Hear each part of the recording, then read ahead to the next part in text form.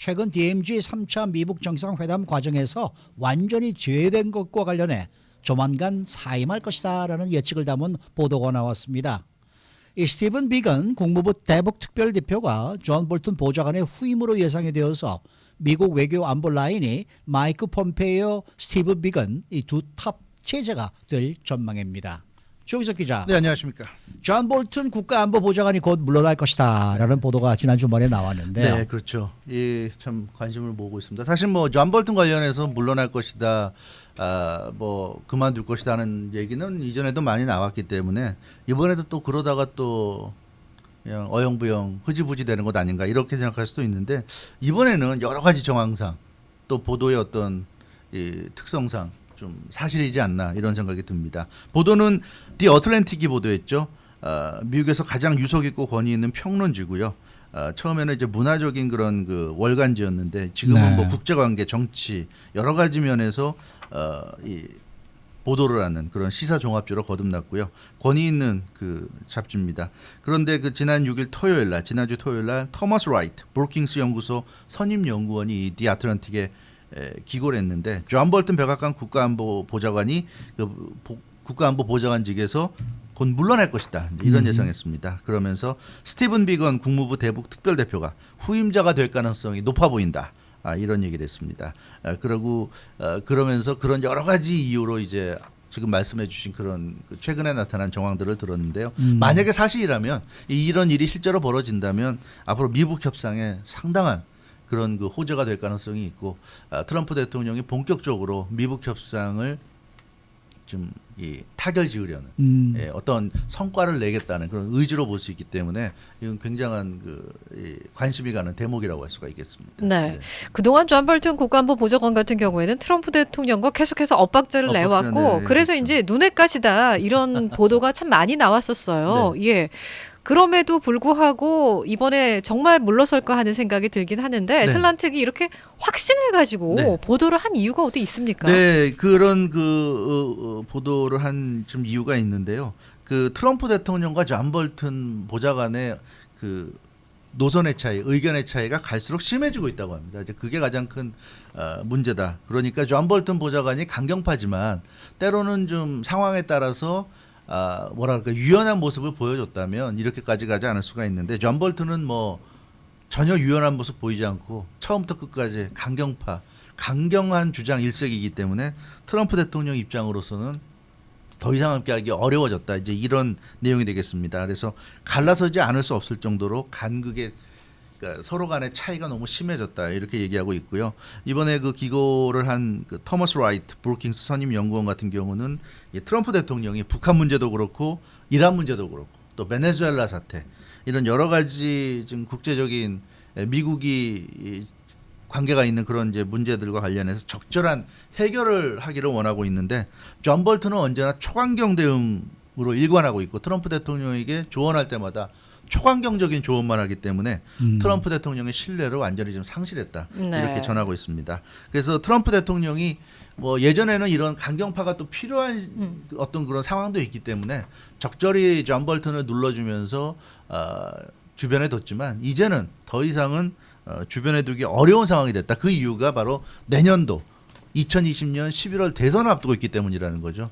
그래서 트럼프 대통령이 대선에서 이제 승리하기 위해서 외교적인 성과도 좀 필요한 시기인데 이렇게 존 볼튼이 옆에서 계속 이렇게 초강경적인 얘기만 하면 이 대선에서 좋은 그런 어떤 그 영향을 미치기가 어렵기 때문에 이번에 완전히 존 볼튼을 이제 물러나게 하려는 그런 그 계획을 세우고 있다는 얘기고요. 지금 존 볼튼이 거의 안 보이잖아요. 거의 안 보이는데 존 볼튼이 요즘도 그런다고 합니다. 트럼프 대통령 옆에서 전쟁 불사 또는 군사 옵션 이런 얘기만 하고 있대요. 뭐 베네수엘라 문제도 그렇고 이란 문제도 그렇고 아마 북한 문제에 대해서도 그럴 것 같아요. 뭐 완전한 비핵화 아니면은 무력을 사용하는 게 낫다 아마 이런 식의 얘기를 하는 것 같은데 트럼프 대통령 입장에서는 참 받아들이기 어려운 뭔가 좀 시대착오적인 약간 그런 얘기를 계속하니까 이제는 좀 한계에 다다른 것 같고 그래서 존 볼튼과의 이별의 시간이 지금 다가오지 않았는가 이렇게 지금 보도를 하고 있습니다. 네. 근데 뭐 예측이니까 뭐 예측이라는 것은 뭐 항상 그렇죠. 빗나갈 수도 있는 그렇죠. 그런 네. 거니까. 근데 이제 문제는 이번 DMZ에서 이제 트럼프 대통령과 김정은이 만날 때 네. 사실은 지금 존 볼턴이 완전히 배제됐던 건 사실 배제됐어요. 아닙니까? 맞습니다. 그러니까 어떻게 보면은 이번 어틀랜틱 이 보도가 좀 근거가 있는 예측이다라는 생각이 좀 들기도 바로 해요. 네, 바로 그 점이에요. 네. 사실은 뭐 존 볼턴이 물러날 것 같다, 물러날 것이다 이런 얘기는 뭐 한두 번 나온 얘기가 아닌데 그때마다 건재했어요. 그래서 사실이 아닐 수도 있지만 이번에는 지금 말씀하신 이 DMZ 회담이 좀 결정적인 것 같습니다. 존 볼턴 백악관 국가안보보좌관이 취임한 이후에 어떻게 보면 트럼프 대통령이 취임한 이후에 어떻게 보면 가장 큰 외교적인 이벤트였죠. 전 세계가 주목하는 DMZ에서 미국 현직 대통령과 북한 지도자가 만났다는 거. 이거 정말 대단한 겁니다. 거기다 문재인 대통령까지 해서 남북미 정상이 한 자리에 모였다는 거. 이것도 최초고요. 그래서 이건 정말 그 대단한 빅 이벤트였는데 정상적인 상황이라면 백악관 국가안보보좌관도 반드시 참석했어야 되는 이벤트라는 거죠. 설사 자기 소신상 존 볼턴이 자기 소신상 이런 남북미 또 DMZ 3차 미북 정상회담 이런 이벤트에 대해서 소신상 반대한다 하더라도 그래도 이 국가적인 이익상 당연히 갔어야 되는데 존 볼턴이 사라졌다는 겁니다. 존 볼턴은 당시에 한국을 먼저 방문했다가 느닷없이 사라져가지고 어디에 갔냐면 몽골에 가 가서 있어요. 네. 울란바토르에서 자기가 지금 몽골에 있다고 이 트윗을 날려가지고 화제가 됐었는데 이 존 볼턴이 6월 30일 그러니까 일요일 날 청와대에서 열렸던 한미 정상회담에는 참석을 했어요. 그런데 그날 오전에 한미 정상회담이 열렸고 오후에 메인 이벤트 DMZ 회동이 열리지 않았습니까? 네. 그래서 문재인 대통령과 트럼프 대통령이 함께 비무장지대로 갔는데 그때 사라져버린 거예요. 청와대까지 같이 있다가 그러더니 느닷없이 몽고 울란바토르에서 자신이 거기에 있다고 트윗을 날렸는데 이 때문에 너무나 이제 눈에 띄어버린 거죠. 차라리 존 볼턴이 아예 한국을 안 왔다면 뭐 트럼프 대통령을 비롯해서 뭐 주요한 인물들이 다 한국을 방문했으니까 일부 사람들은 또 백악관에 남아 있어야 되는 거니까 차라리 백악관에 남아 있었다고 한다면 논란이 덜할 수가 있는데 한국까지 가가지고 이 DMZ 회동을 쫓아가지 않았다는 건 어떤 말로도 사실 설명할 수가 없는 부분이거든요. 그렇기 때문에 이 존 볼턴이 물러난다는 것이 거의 기정사실화됐고 이 디아틀란틱은 그런 얘기까지 하고 있습니다. 이건 너무나 모욕적인 것이다. 사실 청와대 한미 정상회담까지 참석해 놓고 DMZ 가는데 거기를 못 가고 바로 몽골로 갔다는 건 너무나 모욕적이다. 이거 웬만한 사람 같으면 바로 사표를 내야 될 정도로 굉장히 수치스러운.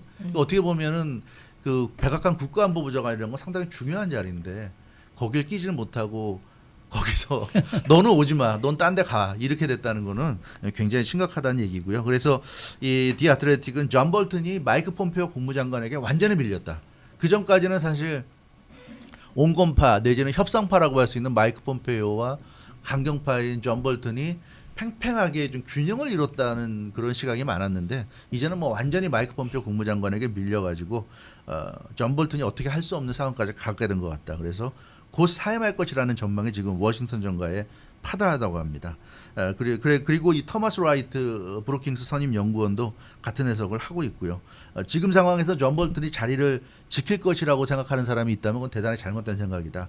내년에 재선을 노리는 트럼프 대통령에게 존 볼턴은 굉장히 거추장스러운 존재가 됐고 그래서 존 볼턴이 떠나줘야 트럼프 대통령도 본격적인 대선 행보를 할 수 있을 것이다. 이런 얘기를 하고 있습니다. 다만 그래도 지금까지 백악관 국가안보 보좌관직을 맡아왔는데 그냥 자르듯이 나가게 하면 그건 좀 지나친 거니까 최소한의 존 볼턴이 체면 치료하면서 나갈 수 있는 어떤 그런 상황을 지금 그런 기회를 엿보고 있는 것 같다. 이렇게 좀 보고 있습니다. 그래서 존 볼턴이 쫓겨나듯이 파이어 당하듯이 나가는 게 아니라 본인 스스로 자의로 물러나는 것 같은 이제 모양새를 취하려고 하는 것 같다고 하는데 그래서 아마 지금 당장 나가지 않고 지금 시간을 약간 끄는 것 같은데 아마 조만간 소식이 나오지 않겠는가 이렇게 지금 예측을 하는 것 같습니다. 뭐 예측은 빗나갈 수도 있겠습니다만 뭐 예측대로 존 볼턴 국가안보보좌관이 사임을 하게 되면 네.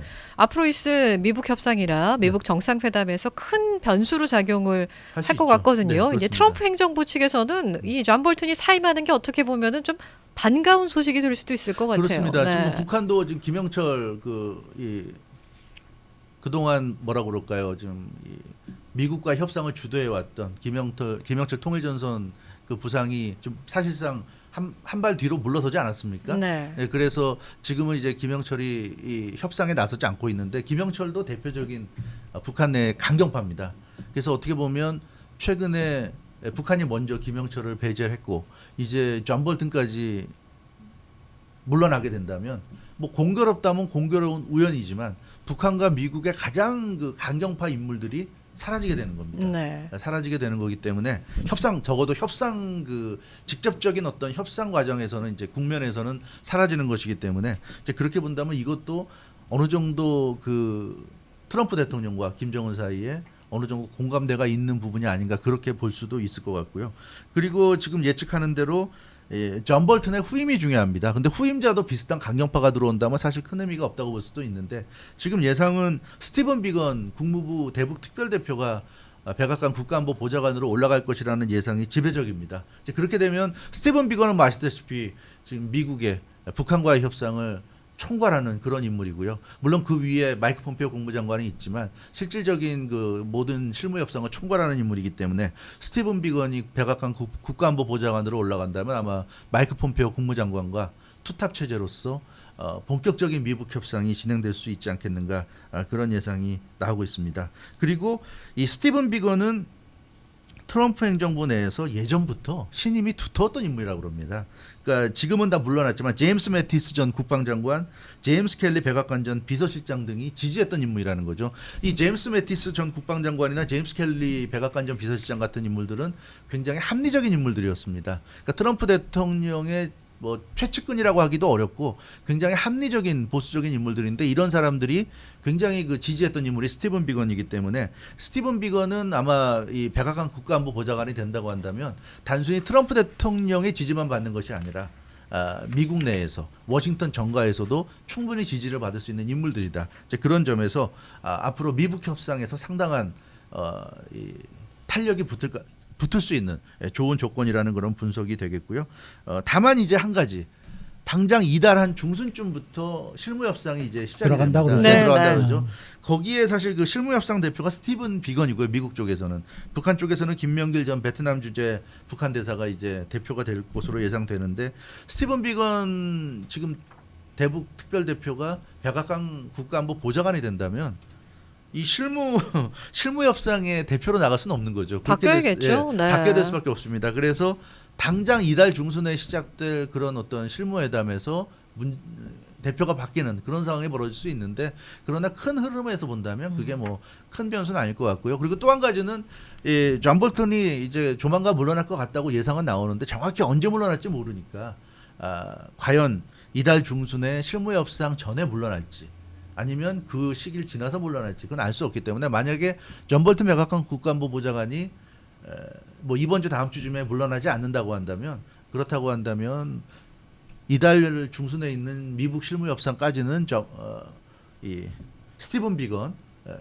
국무부 대북 특별대표가 진행을 하고 그 다음에 존 볼턴이 물러나면 백악관으로 옮기면서 새로운 인물을 이제 그 대북 특별대표로 또 임명하지 않을까 이제 그런 예상이 나오고 있는데요. 아무튼 이 미국이 굉장히 좀 더 이 뭐라 그럴까 협상에 좀 힘을 싣고 무게를 싣는 것 같아요. 그러다 보니까 뭐 일각에서는 트럼프 대통령이 사실상 북한을 뭐 핵보유 국가로 인정하는 것 아니냐는 그런 지금 그 그런 얘기도 얘기도 나오죠. 일부에서 나오고 있어요. 그건 뭐 네. 아무래도 좀 보수적인 시각에 미국 내 그런 이 전문가들의 분석인 것 같은데요. 뭐 그런 부분은 좀 아직은 성급해 보이긴 합니다. 또 일각에서는 그런 좀 우려를 할 수도 있는 부분도 있을 것 같고요. 그러나 네. 좀 더 지켜봐야 될 부분인 것 같고 어찌됐건 협상이 탄력을 받으면 그런 부분도 우리가 좀 알 수 있게 되지 않을까 생각이 듭니다. 뭐 7월 중순이라 그래봐야 이번 주말부터 다음 주예요. 그러게요. 네. 또 일주일 지켜보시자고요. 그렇습니다. 수고 네, 많으셨습니다. 감사합니다. 주영석 기자였습니다. 주영석 기자의 뉴스 속으로. 뉴스 속으로는 예방과 치료의학도 최고, 리퍼도 최고, 서울 메디칼 그룹 제공이었습니다.